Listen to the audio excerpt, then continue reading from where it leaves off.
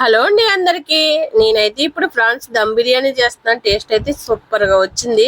చూడండి, KG France తెస్తే ఎన్ని అవనియో అసలు కనిపించవు కదా. ఫ్రాన్స్ అయితే ఫస్ట్ వాటిని అంతా క్లీన్ చేసి కొద్ది పసుపు వేసి ఆయిల్లో వేయించేసి తీసేసాను. అల్లం వెల్లుల్లి పేస్ట్, ఆనియన్స్, పచ్చిమిర్చి, కారం, సాల్ట్, అలాగే ధనియాల పొడి, జీలకర్ర, గరం మసాలా, కొద్దిగా జీడిపప్పు, గసగసాల పేస్ట్ కూడా వేసాను. ఇవన్నీ వేసి కొద్దిగా పెరుగు వేసి కొత్తిమీర అలాగే పుదీనా కూడా వేసి వీటిలన్నిటిని కలిపేసి మిక్స్ చేసి పక్కన పెట్టేసాను ఒక అరగంట పాటు.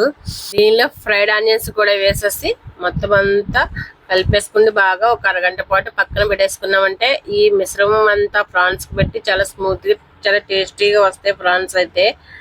తర్వాత మనం పక్కన ఎసరు పెట్టేసుకుని దాంట్లో మనం మసాలా దినుసులు అన్నీ వేసేసి కొద్దిగా సాల్ట్ వేసి ఇందులో కొత్తిమీర, పుదీనా కూడా వేసుకుని వాటర్ అంతా బాగా మరగనిచ్చిన తర్వాత ఈ వాటర్ లో కొద్దిగా ఆయిల్ వేసుకుంటే రైస్ అయితే మనకు పొడి పొడిలు ఆడుతూ వస్తుంది.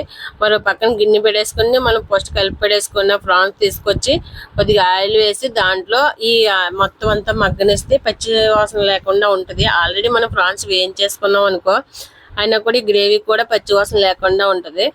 అది కిందంతా వేగిన తర్వాత సగం తీసేసుకుని మన రైస్ 20% ఉడికిపోయాక దాన్ని కూడా తీసేసి ప్రాన్స్ అంతా కింద సర్దేసి తర్వాత రైస్ వేసి పుదీనా, కొత్తిమీర అలాగే ఆనియన్స్ కూడా వేసి మనం మళ్ళీ ఇంకో లేయర్ పక్కన పెట్టుకున్న ఫ్రాన్స్ది కూడా తీసుకొచ్చి మళ్ళీ వేసేసి తర్వాత రైస్ వేసి దాని మీద మళ్ళీ పుదీనా, కొత్తిమీర అలాగే ఆనియన్స్, ఫ్రైడ్ ఆనియన్స్ కూడా వేసేసుకుని పైన కొద్దిగా నెయ్యి వేసి మనం దమ్ పెట్టేసుకోవాలి. మూత పెట్టేసుకుని దానిపైన బరువుకి ఏదైనా పెట్టుకున్నాం అనుకో మనకు ఒక 10 minutesలో అయిపోతుంది ప్రాన్స్ దమ్ బిర్యానీ. టేస్ట్ అయితే చాలా సూపర్గా వచ్చింది.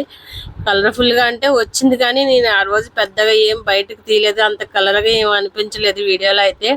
కానీ నెక్స్ట్ షార్ట్ వీడియోలో అయితే చాలా కలర్ఫుల్గా అనిపించింది రైస్ అయితే. ఎందుకంటే అప్పుడైతే మొత్తం అంతా కలిపాను. నేను కలుపుతుంటే మా అమ్మ ఏమో కలపనివ్వలేదు, వద్దు వద్దు కలుపుకమ్మ రైస్ ఇడిపోతుంది అంది.